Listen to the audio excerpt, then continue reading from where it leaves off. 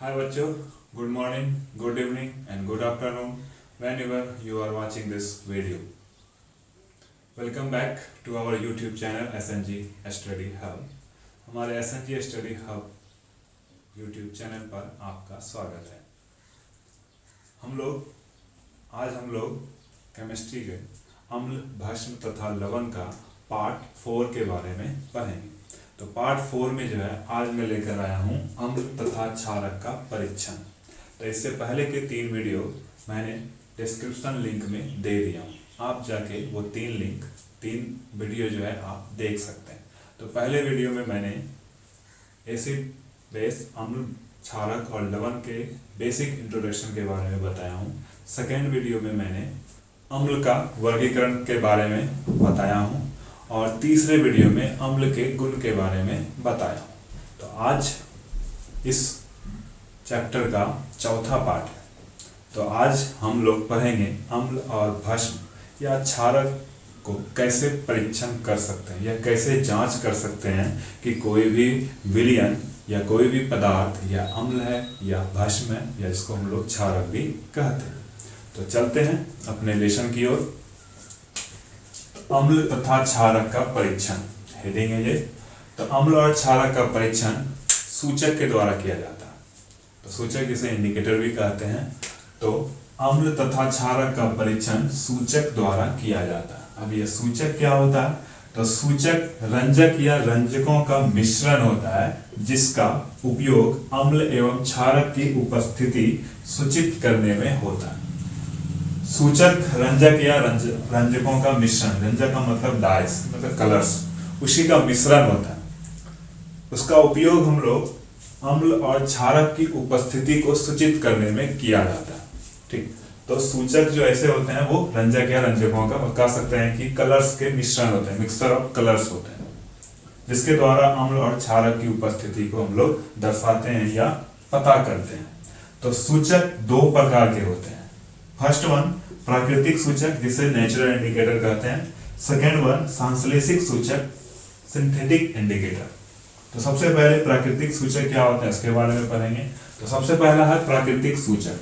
तो नाम से ही पता चल गया, प्राकृतिक सूचक कहने का मतलब हमें जो पेड़ पौधों से प्राप्त हो या प्राकृतिक रूप से हमें प्राप्त हो, जैसे कि हल्दी, लाल पत्ता गोभी, अनेक फूलों की रंगीन पत्तियां और लिटमस आदि प्राकृतिक सूचक है। तो ये सभी प्राकृतिक सूचक है। तो नाम से ही पता चलता प्राकृतिक सूचक का मतलब जो हमें पेड़ पौधों से प्राप्त होता है, जैसे कि हल्दी पता ही है, लाल पत्ता गोभी, अनेक फूलों की रंगीन पत्तियां और लिटमस, ये सभी प्राकृतिक सूचक कहलाते हैं। सेकेंड है संश्लेषित सूचक।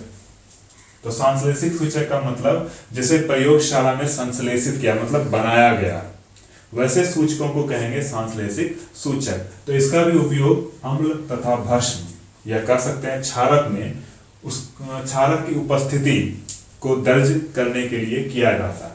तो संश्लेषित सूचक वैसे रंजक जिसे प्रयोगशाला में तैयार किया जाता है तथा अम्ल तथा क्षारक में रंग परिवर्तन होता है।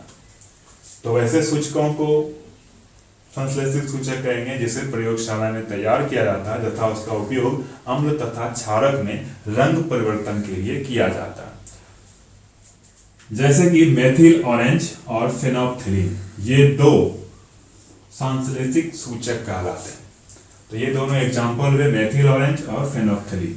तो मेथिल ऑरेंज नारंगी रंग के होते हैं और फेनोल्फ्थालीन रंगहीन होते हैं। तो इस तरह से सूचक 2 प्रकार के होते हैं, एक प्राकृतिक, एक संश्लेषित। प्राकृतिक का मतलब जो हमें पेड़ पौधों से प्राप्त होता है, संश्लेषित का मतलब जो हमें प्रयोगशाला में तैयार किया जाता है। दोनों का प्रयोग हम लोग अम्ल और क्षारक में रंग परिवर्तन के लिए ही किया जाता है या उसकी उपस्थिति को दर्ज करने के लिए ही किया जाता है। तो संश्लेषित सूचक में 2 प्रकार के सूचक आते हैं, मेथिल ऑरेंज और फेनोल्फ्थालीन। तो दोनों का कलर ऑरेंज पहले से दिया हुआ है, मेथिल ऑरेंज, इसका मतलब इसका कलर जो होता है वो कलर नारंगी रंग के होते हैं और फेनोल्फ्थालीन का रंग रंगहीन होता है। अम्ल तथा क्षारक के परीक्षण के लिए 3 सामान्य सूचक हैं, एक मेथिल ऑरेंज, दूसरा फेनोल्फ्थालीन और तीसरा लिटमस। तो मेनली जो अम्ल और क्षारक सूचक के लिए हम लोग प्रयोग किया जाता है, यही 3 सूचक प्रयोग किया जाता है। तो मैंने लिख भी दिया है कि अम्ल तथा क्षारक के परीक्षण के लिए 3 सामान्य सूचक हैं। First one is litmus, methyl orange और दूसरा लास्ट फिनोप्थलीन। तो अब सूचकों का रंग कैसे परिवर्तन होता है, इस तीनों का रंग जो है वो कैसे परिवर्तन होता है किसी भी क्षारीय माध्यम में या अम्लीय माध्यम में या कोई उदासीन माध्यम में। अब अगर लिटमस को ले लिया जाए तो लिटमस को अगर क्षारीय माध्यम में डाला जाए तो इसका कलर नीला हो जाता है, और अम्लीय माध्यम में डाला जाए तो इसका कलर लाल हो जाता है, और अगर उदासीन माध्यम में डाला जाए तो ये लाल बैगनी कलर का ही रह जाएगा, क्योंकि लिटमस का कलर लाल बैगनी ही होता है। तो यहाँ पे लिटमस विलयन है, न कि लिटमस पत्र है। मेथिल ऑरेंज, मेथिल ऑरेंज को अगर क्षारीय माध्यम में डाला जाए तो उसका कलर पीला हो जाता है। तो ये ऑरेंज मतलब नारंगी कलर से क्षारीय माध्यम में डाला जाए उसका कलर पीला हो जाता है, और अगर अम्लीय माध्यम में डाला जाए तो उसका कलर गुलाबी हो जाता है, और उदासीन माध्यम में जैसे का वैसे ही रहता है, मतलब नारंगी रंग के ही होगा। नेक्स्ट फिनोप्थलीन, फिनोप्थलीन को अगर क्षारीय माध्यम में डाला जाए तो वो गुलाबी कलर का हो जाता है, और अम्लीय माध्यम में वो रंगहीन ही होता है। कहने का मतलब फिनोप्थलीन पहले ही रंगीन होता है, तो वो अम्लीय और उदासीन माध्यम में रंगहीन होते हैं, और क्षारीय माध्यम में इसका कलर गुलाबी हो जाता है। तो इस तीन सामान्य सूचक के द्वारा क्षारीय, अम्लीय और उदासीन माध्यम में हम लोग पहचान सकते हैं कि कौन सा विलयन उदासीन है, कौन सा विलयन अम्लीय है, कौन सा विलयन क्षारीय है। अब आते हैं लिटमस के बारे में कि आखिर लिटमस जो विलयन है यहाँ पे ये क्या है। तो लिटमस थैलोफाइटा वर्ग के लाइकेन पौधे से निकाला गया लाल बैगनी रंग का उदासीन अर्क होता है। लिटमस जो पाया जाता है वो थैलोफाइटा वर्ग के लाइकेन पौधा, आप लोग क्लास 9 में पढ़ चुके होंगे। लाइकेन पौधा से निकाला गया जो है एक लाल बैगनी रंग का उदासीन अर्क होता है। अर्क का मतलब होता है एक्सट्रैक्ट, मतलब उसकी छाल, जिसका कलर लाल बैगनी रंग का होता है। जब इस लिटमस को डाला जाता है, लाल बैगनी कलर को जब किसी अम्लीय विलयन में डाला जाता है तो उसका कलर लाल हो जाता है, और अगर किसी क्षारीय माध्यम में डाला जाए, क्षारीय विलयन में डाला जाए तो उसका कलर नीला रंग हो जाता है। तो ये लिटमस विलयन बनाया जाता है।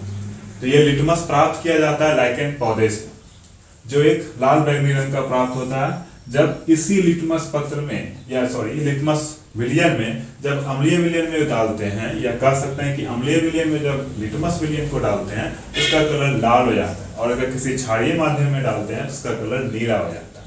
अब हम लोग पढ़ चुके हैं कि लिटमस पत्र, तो लिटमस पत्र होता क्या है।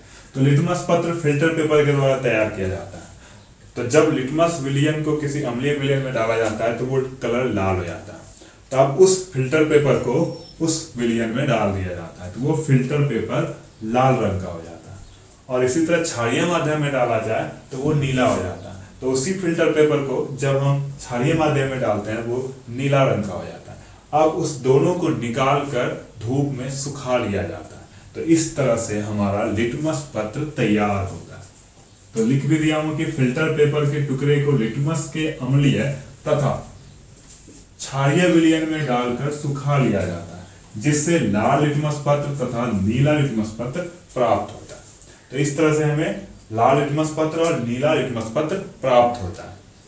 अब अगर किसी विलयन में लाल लिटमस पत्र को डाला जाए और उसका कलर चेंज ना हुए तो इसका मतलब होता है कि वो अम्ल ही है। और अगर किसी अम्लीय विलयन में या किसी विलयन में लाल लिटमस पत्र को डाला जाए और उसका कलर नीला हो जाए तो इसका मतलब हुआ वो क्षारीय विलयन है। तो यहाँ पे मैंने लिख भी दिया है कि अम्लीय विलयन में नीला लिटमस पत्र लाल हो जाता है और क्षारीय विलयन में लाल लिटमस पत्र नीला हो जाता है। तो जब किसी अम्लीय विलयन में हम लोग नीला लिटमस पत्र डालते हैं तो वो लाल हो जाता है। तो इस तरह से वो बताता है कि वो विलयन अम्लीय विलयन होता है। और अगर किसी विलयन में लाल लिटमस पत्र को डालते हैं उसका कलर नीला हो जाता है तो इस तरह वो बताता है कि वो विलयन क्षारीय होता है। कुछ एग्जाम्पल सूचक के बारे में दिया हूं और उसका रंग परिवर्तन अम्लीय माध्यम में क्या होता है और क्षारीय माध्यम में क्या होता है। तो सबसे पहले लिटमस, तो लिटमस को अगर अम्लीय विलयन में डालते हैं तो वो लाल हो जाता है। मतलब अगर यहाँ पे लिटमस ये वाला तो वो लाल रंग होता है। लिटमस विलयन के बारे में कहा गया, ना कि विलयन, ना कि लिटमस पत्र के बारे में कहा गया। तो लिटमस को अगर क्षारीय माध्यम में डालते हैं उसका कलर नीला हो जाता है। और यहाँ मैथिल ऑरेंज, मैथिल ऑरेंज को जब अम्लीय विलयन में डालते हैं तो उसका कलर लाल हो जाता है, मतलब नारंगी से लाल हो जाता है, और क्षारीय माध्यम में नारंगी से पीला हो जाता है। इसी तरह फिनोप्थिलीन जो रंगहीन होता है, अम्लीय माध्यम में भी वो रंगहीन होता है, लेकिन क्षारीय माध्यम में वो गुलाबी कलर का हो जाता है। इसी तरह हल्दी, पता है हल्दी का रंग पीला ही होता है, तो अगर उस हल्दी को अम्लीय माध्यम में डालते हैं तो उसमें कोई चेंजेस नहीं होता है, मतलब उसका कलर पीला का पीला ही रहेगा। लेकिन अगर किसी क्षारीय माध्यम में डाल दें तो उसका कलर लाल भूरा हो जाता है। इसी तरह लाल गोभी का पत्ता, उसका कलर लाल बैगनी ही होता है, लाल गोभी का पत्ता लाल बैगनी ही होता है। जब उसे अम्लीय विलयन में डालते हैं तो उसका कलर सेम लाल बैगनी ही रहता है, लेकिन क्षारीय माध्यम में डालने पर उसका कलर पीला हो जाता है। इसी तरह चुकंदर, चुकंदर का भी कलर लाल बैगनी के कलर का ही होता है। अगर इसे अम्लीय विलयन में डालते हैं तो उसमें भी कोई कलर चेंज नहीं होता, लेकिन क्षारीय माध्यम में डालने पर इसका कलर हरा हो जाता है। तो इस तरह से इन सूचकों के द्वारा हम पता कर सकते हैं कि कौन सा विलयन अम्ल है या कौन सा विलयन क्षारक है।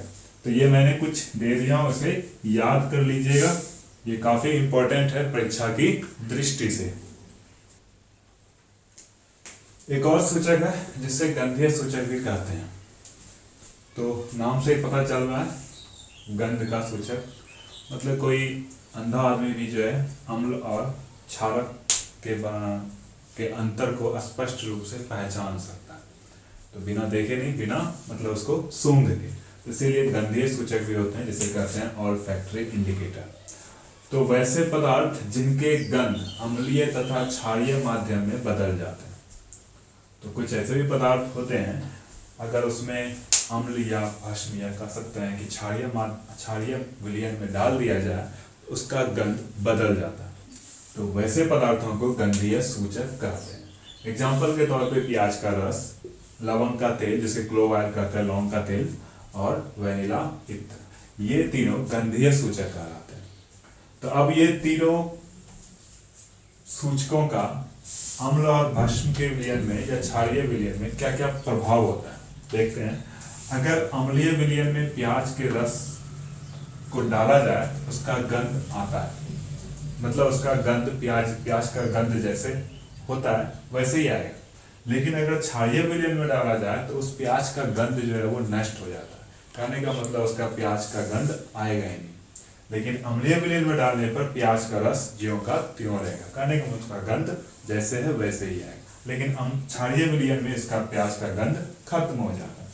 नेक्स्ट, लवंग का तेल, अगर इसे अम्लीय विलयन में डाला जाए तो लवंग का तेल का भी गंध आता है, लेकिन क्षारीय विलयन में इसका गंध समाप्त हो जाता है, कहने का मतलब लवंग का तेल जैसे लौंग का तेल गंध करता है, अगर अम्लीय विलयन में डाला जाए तो वैसे ही वो गंध करेगा, लेकिन क्षारीय माध्यम में इसका गंध समाप्त हो जाता है, मतलब इसका गंध नहीं आता। नेक्स्ट है वेनिला इत्र, अगर अम्लीय विलयन में वेनिला इत्र को डाला जाए तो इसका गंध समाप्त हो जाता है, लेकिन क्षारीय विलयन में इसका गंध समान रहता है, मतलब जैसे वेनिला इत्र का गंध है वैसे ही गंध रहता है। तो इस तरह से अम्लीय विलयन और क्षारीय विलयन को कोई अंधा आदमी भी आसानी से पहचान सकता है कि ये अम्लीय विलयन है या क्षारीय विलयन। तो इसके लिए जो है गंधीय सूचक के द्वारा वो पता कर सकता है, जिसमें से तीन तरह के एग्जाम्पल पदार्थ हैं, प्याज का रस, लवंग का तेल और वेनिला इत्र। इस तीनों के बारे में मैंने दे दिया है कि अम्लीय विलयन में क्या होता है, क्षारीय विलयन में इस तीनों का क्या होता है। That's all for today। आज के वीडियो में हम लोगों ने सूचकों के बारे में पढ़ा। अब इसके आगे नेक्स्ट वीडियो में हम लोग क्षारक के बारे में पढ़ेंगे। तो अगर हमारा वीडियो आपको अच्छा लगा हो तो लाइक कीजिएगा, सब्सक्राइब कीजिएगा। That's all। Thank you.